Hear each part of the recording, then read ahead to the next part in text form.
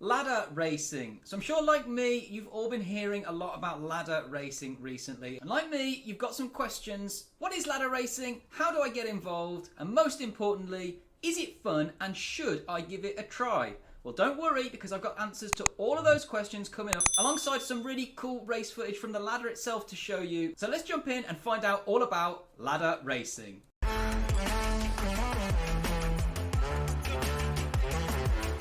So, what is it? Well, the ladder format itself is a ladder-based league structure that is split across 3 different time zones and leagues across the world that currently has 174 teams across all 3 leagues. And what that means is that each team is able to challenge a team that is up to 5 places higher than them on the ladder. And if they win, they leapfrog that team, take their spot on the ladder and push their opponents back down. It's that simple.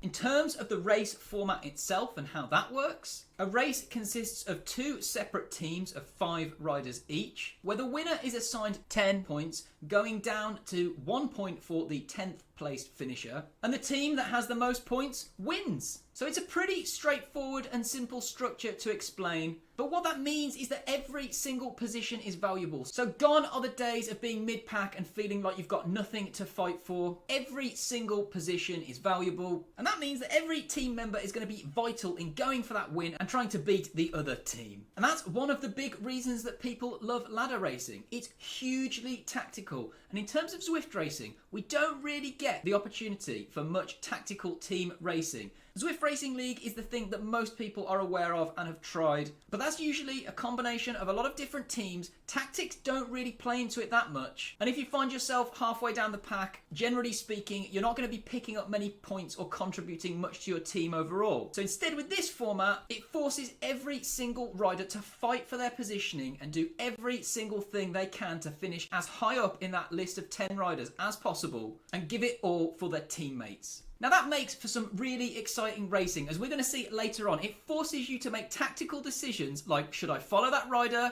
And every single time somebody attacks, you have to make the decision of who is going to go with them from your team. Is somebody going to cover the attack? And if not, who are you going to burn to put on the front and try and bring that rider back? The Snow Club have 2 teams on the ladder now, and I've heard from both teams that it's the most fun that they've ever had while Zwift racing and really makes them feel like they're part of a team, they're working together, and they can dig deeper knowing that their team depends on their position. So now we've got the basics and the format out the way, let's have a look at some of the finer details and see how we can get you and your team onto the ladder. Once you've got a team of 5 or more riders, you're allowed up to 15 riders per roster. You can then register your team at clubladder.notion.site or just type in Zwift Ladder on Google. And from there, you can register your team and the riders. And once you've done this, you need to actually play your way onto the ladder. It's not as easy as them just letting you straight onto the ladder. You're going to have to fight from your place from the word go. And that's a 4-step process that includes making sure your riders are registered, then creating a post on the Club Ladder Discord, letting them know that you're ready to join the ladder. Once the race committee have approved you, you will be assigned a shadow rank and be able to challenge teams above you. Once you've done that, you get into a race, you actually have to beat the team that you've challenged to be able to get onto the ladder. And if you lose, well, that's bad luck. Unfortunately, you'll have to pick another challenge and try again until you manage to get a win and get yourself onto the ladder. The teams themselves aren't made up of your usual Zwift power category, so there's no A, B, C, D. Instead, teams are ranked based on their zwiftracing.app rank, and teams are able to be comprised of riders that spread across 3 ranks. Unfortunately, if you spread across 4 or more ranks, you're going to have to split across 2 teams. And I think that's quite a good thing because Zwift Racing League being based on categories kind of means that you have to have 5 riders of that category to be able to get a squad out. In this format, you don't. And that means you might be going up against teams that have higher or lower ranks or Zwift power categories than you. And the only drawback to that, in my opinion, is that you have to have raced in at least 1 ranking qualifying event in the last 30 days that counts on the zwiftracing.app to give you an active rank to allow you to race in a ladder league. Personally, I think that's quite a short duration. I'd rather they did 90 days, but you can always just ride around in any event. As long as you complete, it's fine. You don't actually have to race it. As long as it's a qualifying event, you're okay. And that then transfers over to the team once you're on the ladder. Once you're on that ladder, you have to race every 30 days. That means you can either be challenged by another team or you can do the challenging, but you have to race every 30 days. And when it comes to the challenges, teams can only reject a challenge for a good reason. Generally, this might be because they can't get a team together for the proposed time by the challenging team, or they might already have a challenge agreed with another team. But teams rejecting challenges without a good reason will be penalised by the ladder race control. So you have been warned. And what's really cool about the challenges is that you get to decide the route. So you can choose a route that plays into your team's tactical strengths. You're a bunch of sprinters that don't like climbing. No doubt you'll try and pick a fairly flat course. Or you might pick a route where you can try and get rid of some of the opposition teams on some climbs. But for a general guideline, routes should be between 15 and 25 kilometers in length, with a target time of around 30 to 45 minutes, and they should consist of one or more laps of a circuit or a balanced point-to-point course. Another good thing that the club ladder has is a number of rules and regulations that they've got in place, alongside a list of punishments that they have for breaching those rules. And these include maybe having your points removed from a race, being temporarily or even permanently banned if you're determined to be actively cheating. And they do have some really cool anti-cheat measures in place, some automatic flagging for things like sticky watts. I think that's a really good idea. It's really cool to see them being proactive with that, and they're probably doing much more than most, if not all, series that I've seen on Zwift, including the official Zwift series, to combat people who are doing things that are a little bit outside of the norm. And I, for one, only commend that. That can only be a good thing if we're trying to make Zwift racing as fair for all as possible. But rather than just hear from me and talk about the rules and regulations, why don't we jump in and have a look at some really cool ladder racing that we've had on the snow team the last couple of weeks, and see why people are having so much fun ladder racing and why everybody is talking about it. So let's jump in and have a look at the Snow Monkeys' latest race and how they managed to do.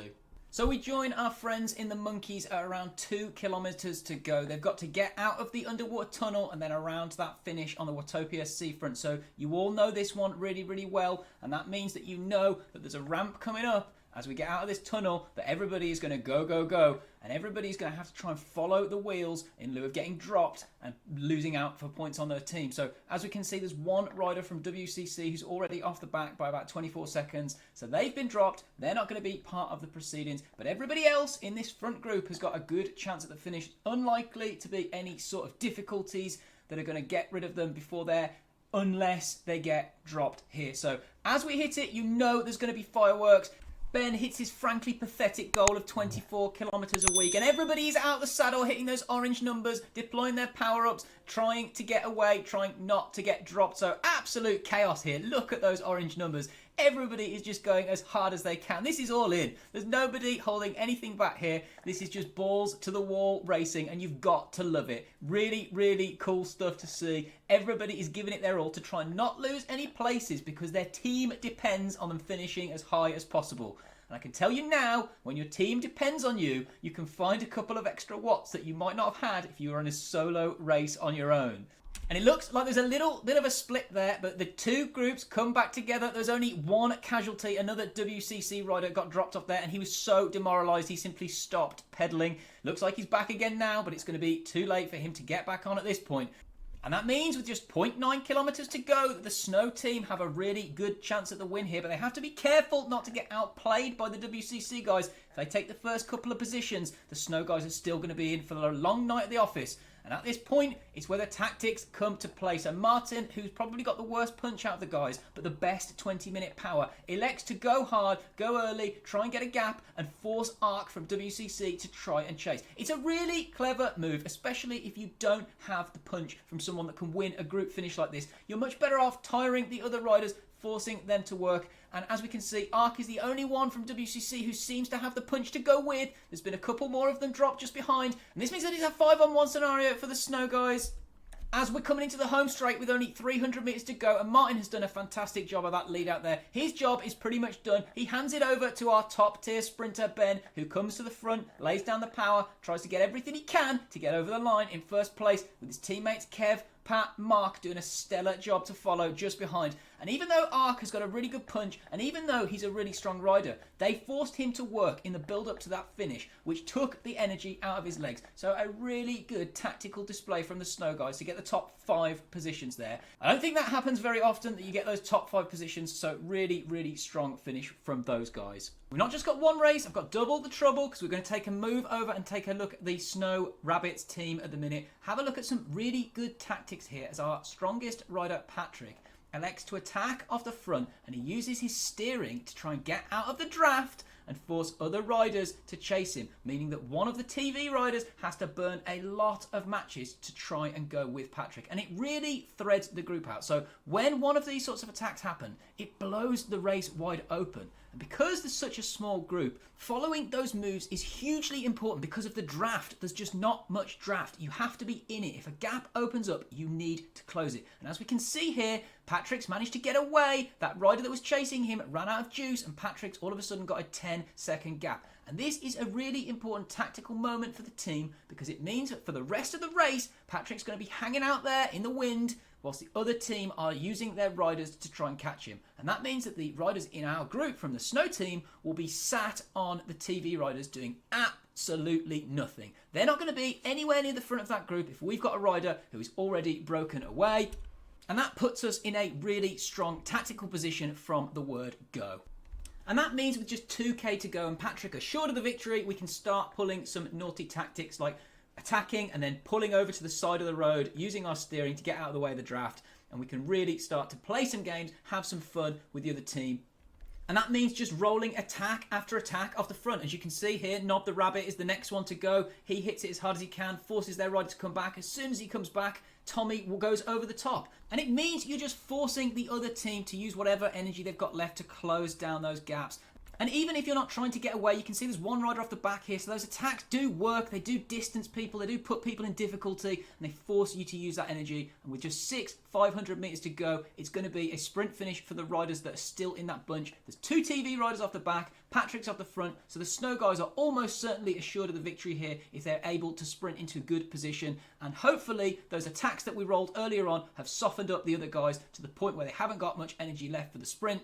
And as we can see there, Tommy, Nilok have a really good sprint finish along with Silas and are able to pick up the overall win for the Snow Rabbit guys. So really good tactics there, really good race to watch. And remember, if you're looking to join a race team, if you're looking to get on the club ladder and join a ladder team, you can always join us at Snow CC. You can reach out to me in the comments or on Facebook. We've got a Discord server. And as you can see, a bunch of really great guys who really love racing together. So there you have it, your introduction to Zwift ladder racing. Let me know down below, what do you think? Are you going to join up to the Zwift ladder?